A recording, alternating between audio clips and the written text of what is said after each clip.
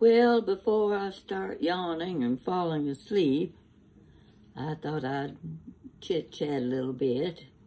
First of all, I'm looking at the scene behind me. There's two flower arrangements. One belongs and the other doesn't. So, one's replacing the other. This one is replacing this one. I've got to find a place to put this one before I can just use this one. You understand. Okay. I've been in the kitchen, just finished eating my lunch, and of course I started yawning, and I said, uh-oh, nap time. But I'll talk a little bit while I'm yawning and finishing up my tuna salad sandwich. Well, actually it wasn't a sandwich, just tuna salad with crackers. Tastes pretty good.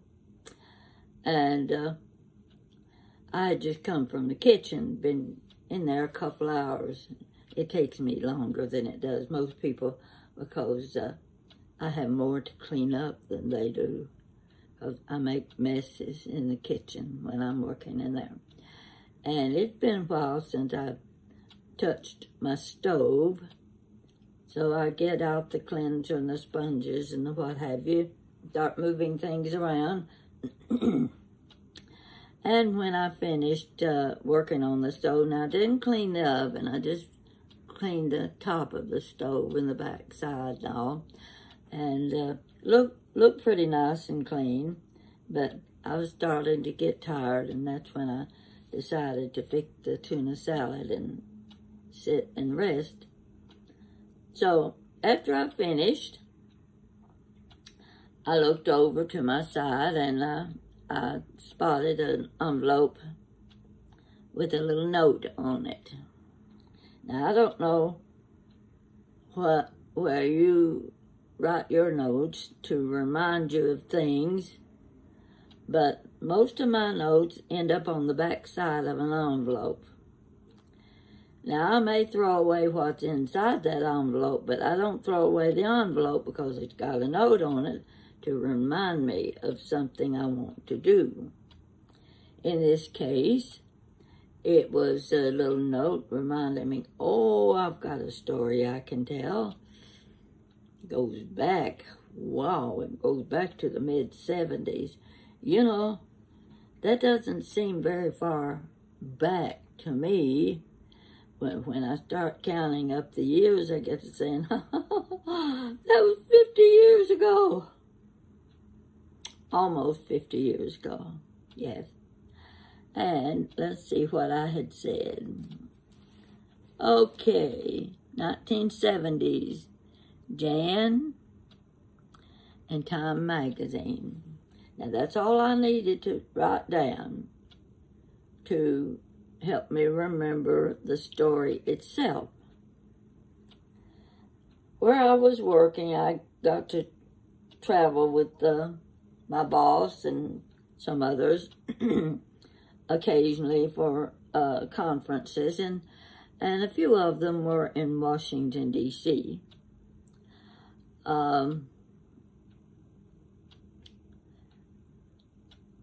Let me think now. Jan was out of high school. She was working.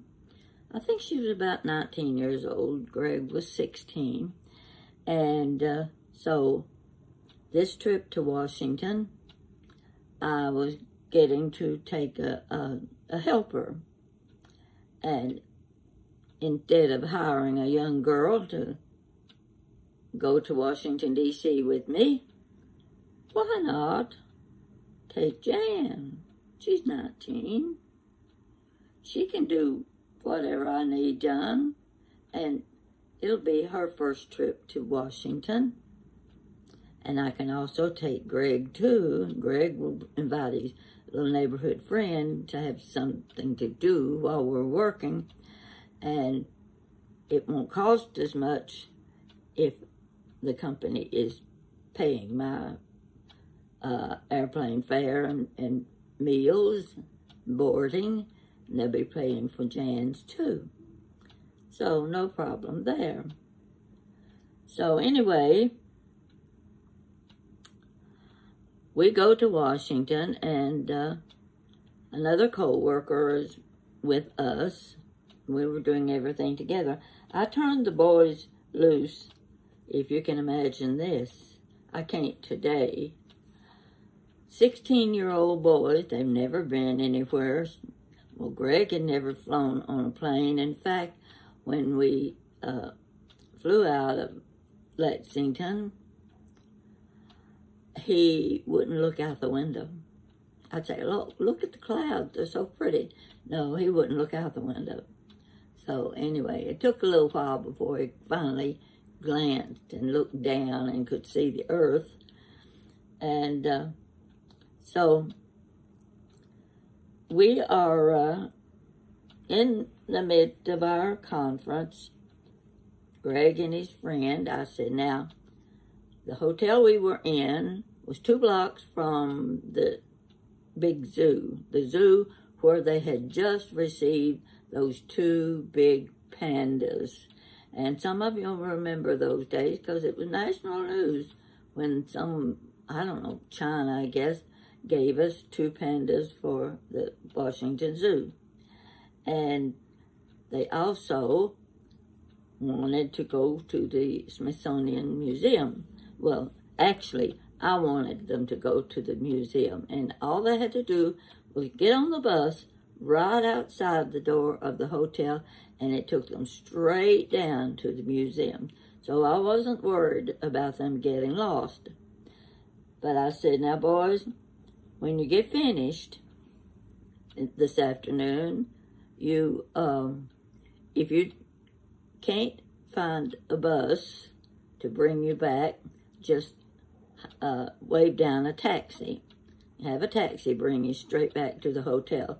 That way I wouldn't spend my time in the conference worrying about what happened to the boys, 16 years old. Now, I could never have done that at the age of 16.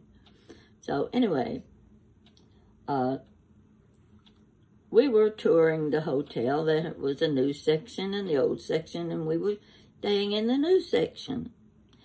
And it was really nice. You went through a breezeway that you could look out over Washington.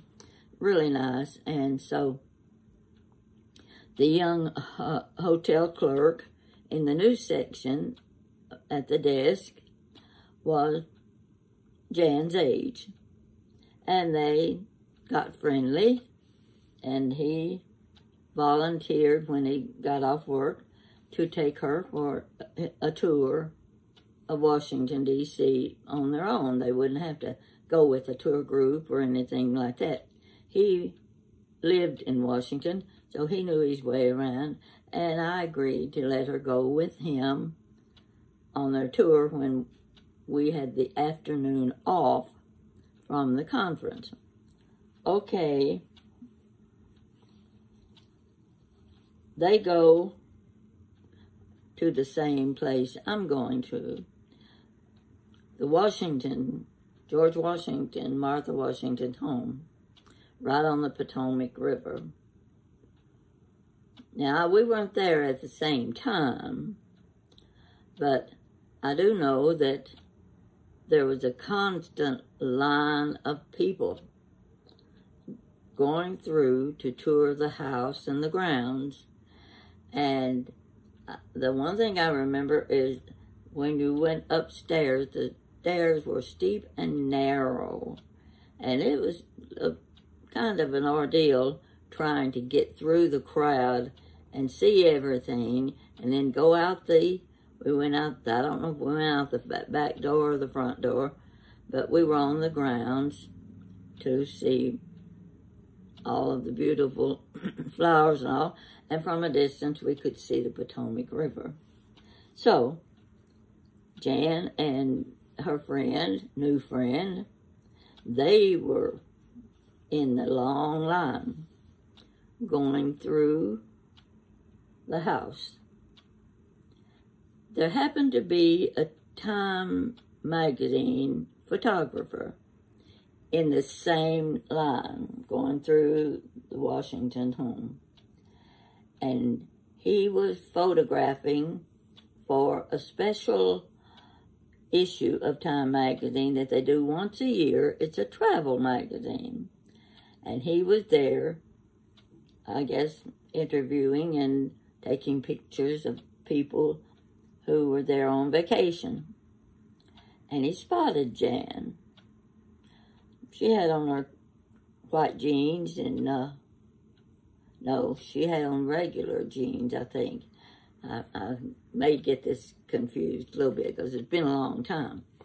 So, he couldn't get to her because he couldn't move out of line and then get back in line behind her.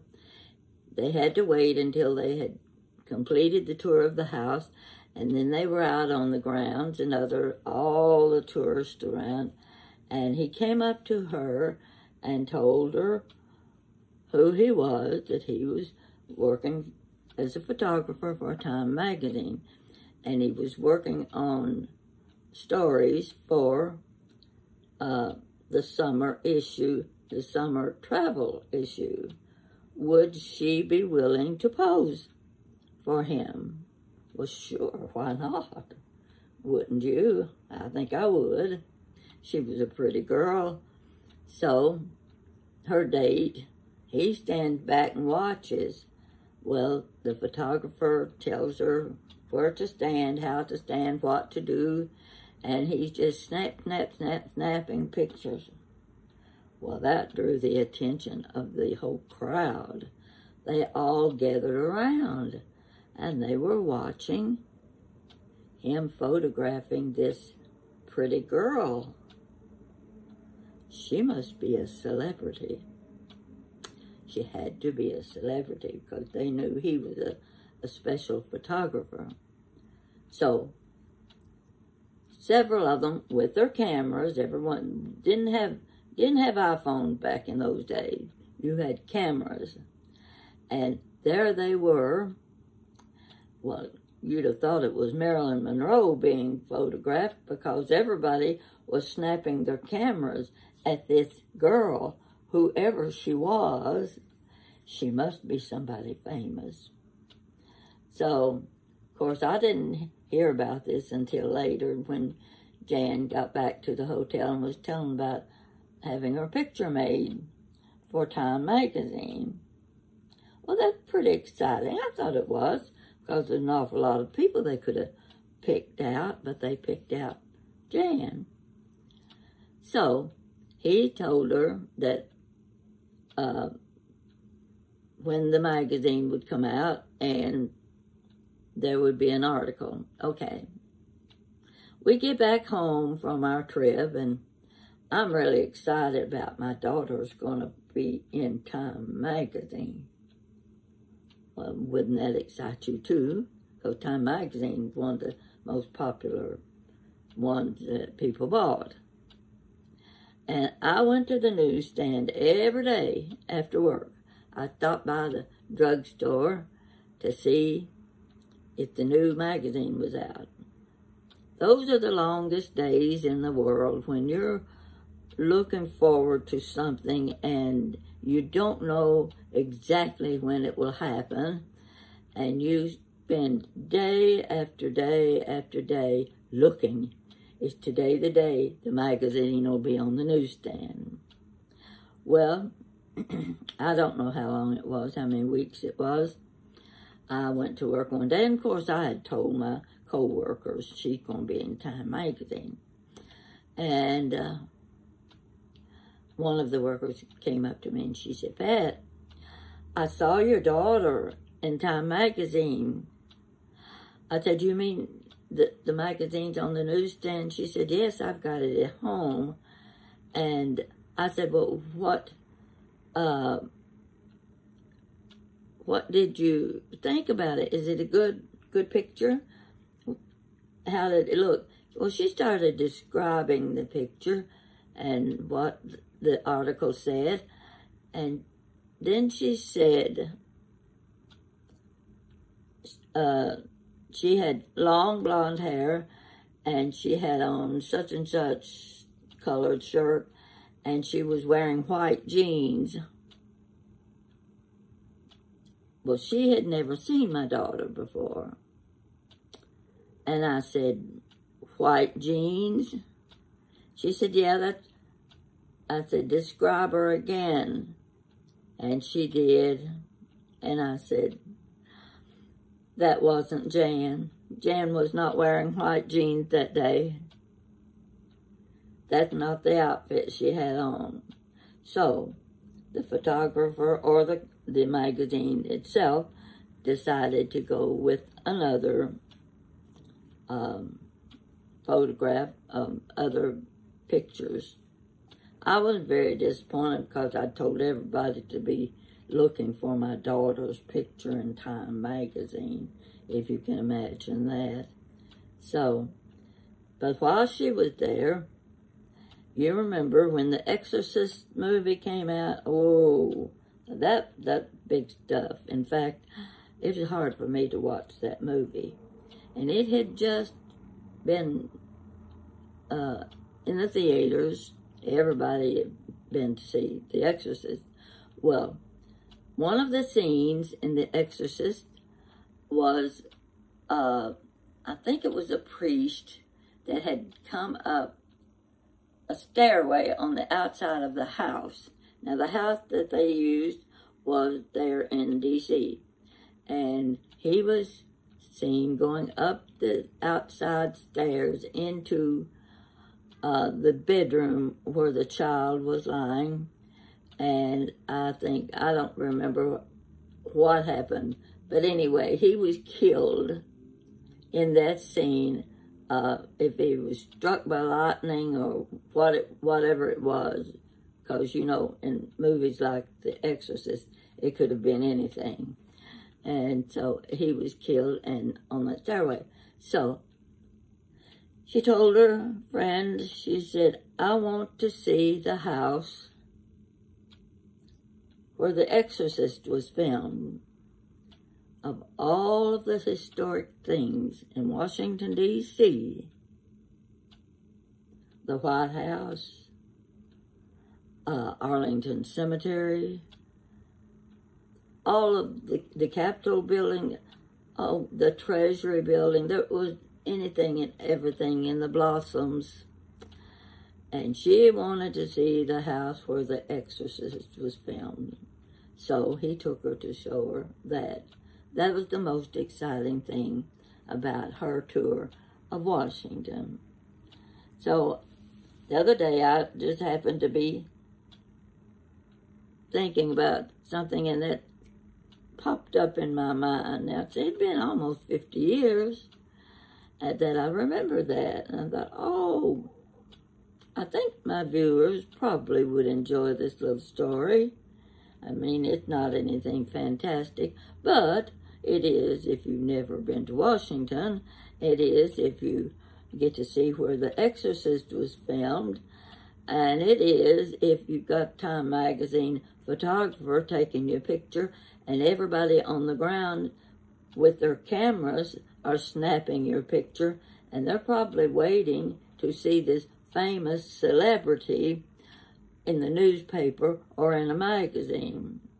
They don't know this famous celebrity is a little girl with a job back in Lexington, Kentucky, and she's with her mother at a meeting in Washington.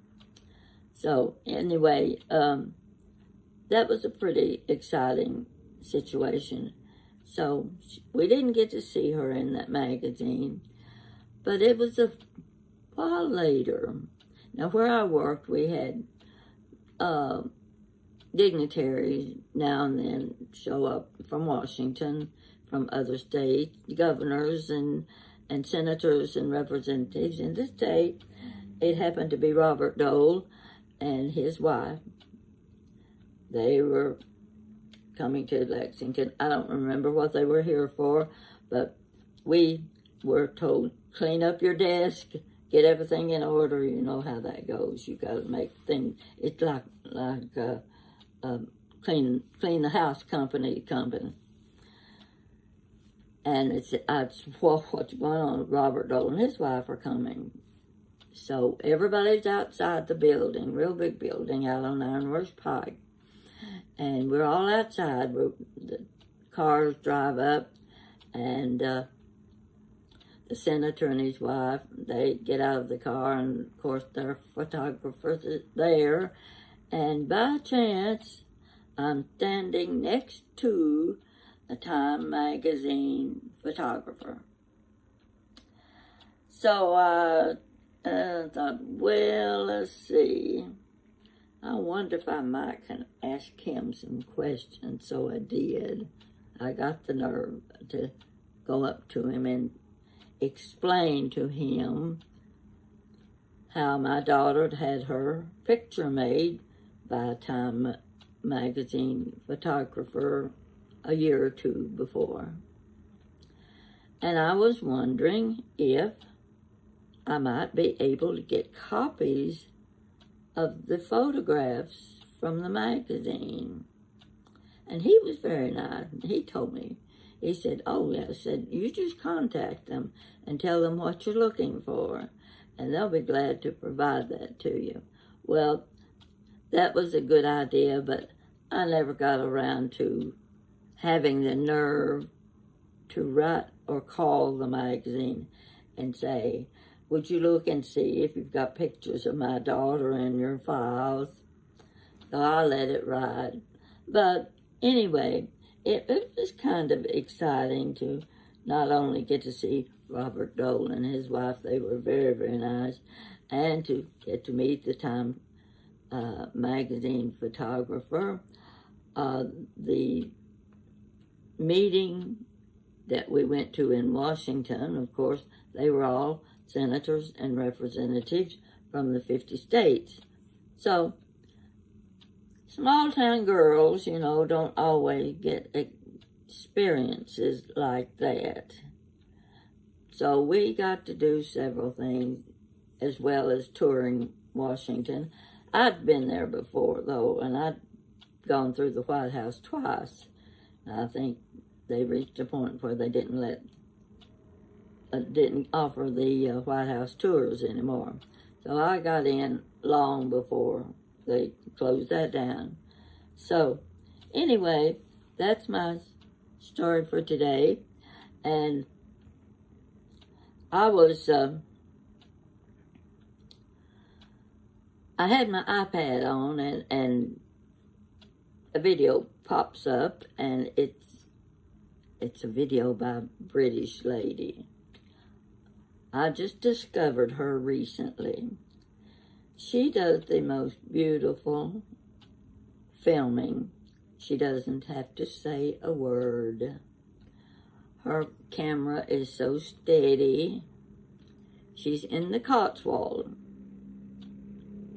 The scenery is just gorgeous. Everything is pretty. The people walking their dogs are pretty. I just couldn't find fault with anything. And so she had a new video on today. This one started out in her kitchen. I hate to even mention it. It's what I call a kitchen to die for. In my little cubbyhole kitchen, makes me a little bit envious. But the lighting in the room was so bright and cheery, everything in its place. She was not saying one word. You were watching her prepare desserts. And this happened to be a strawberry dessert, very colorful, very pretty. And I could see all of the equipment she was working with, the countertop, the nice gadgets she had, and all I'm seeing are her hands and part of her body sometimes working on the countertop, working with that pink whipped cream dessert and those strawberries on top, and it sure made you hungry. And I thought, she's not having to say a word. This is such an inviting film that you want to watch every move she makes. The music is soft and relaxing. And then when she goes outdoors and you get to see, oh, I didn't know what the big field was. About 2 to 3 feet tall, whatever was growing in that field. Didn't know what it was until she gave a close-up.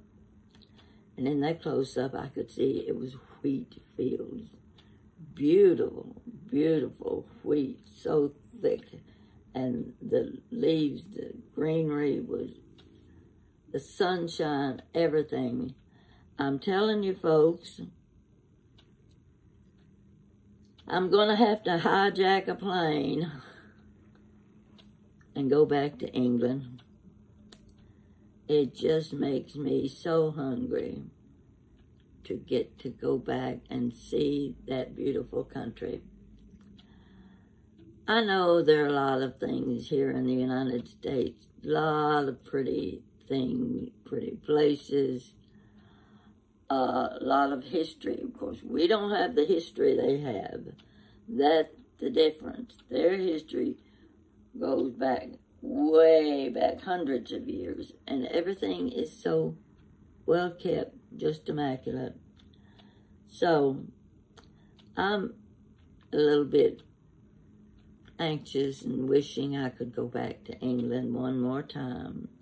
And one more time would probably be it. You know, I wouldn't be able to go again. But I want you to know that if you get the chance, not just England, because I haven't been to the other countries, so I can't speak for them. But I know there's so much to see, so much history that we have missed out on in our education. What you see there is not what you're reading in the history books. And every person should have the advantage, at least once in their life,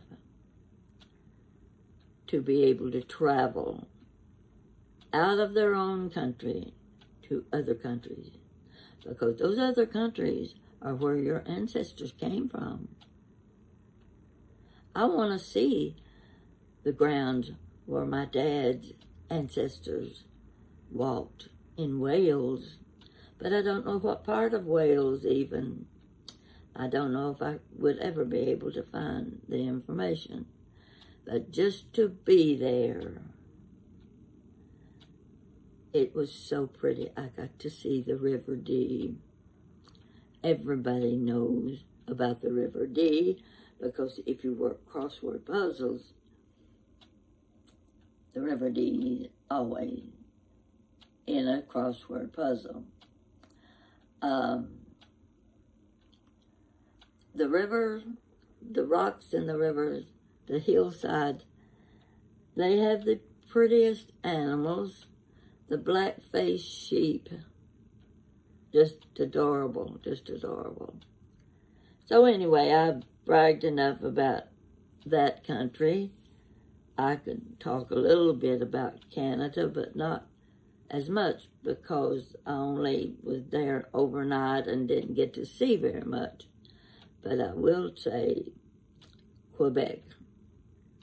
I was in Quebec and I loved it. I loved it. Oh, while I'm thinking about it, last night I was talking about Bobby Vinton and his music. He made Blue Velvet popular. But when I started to say his name, pop, it just went right out of my head and I could not remember his name. I could tell you everything about him, but I couldn't think of his name. So when the lady had her video on today, she made reference to one of the British TV shows, and she couldn't think of the lady's name. She couldn't remember the lady's name, and I'm sitting there saying, Hyacinth, Hyacinth, keeping up appearances. And I thought, she's doing the same thing I do. When you start to tell a name, it leaves you and it won't come back.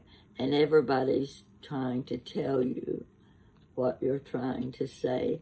And I got a kick out of that because I had just done the same thing last night. And when I could not remember Bobby Vinton's name, and she couldn't remember Hyacinth's name, and everybody has seen that show. So I've talked enough. I just got it out of my system, you know, because I'm one of those people that likes to talk. I come from a family of sisters that like to talk, and I don't know, it's just a pleasure sometimes to get to tell your experiences, talk about the things you have done and the places you have been, and it keeps it fresh in your own memory, and it keeps it fresh for you to tell your children, your grandchildren, so that they will know what Mama and Grandmama did when they were young. So, you take care. Pretty day today. I don't know what our temperature is. I haven't been out yet. But I think we are starting to need some rain. And we do need rain. So, okay. I'll talk to you later. Hope you enjoyed my little story about Jan and not getting to be in Time magazine. It's still a story. Okay, thank you.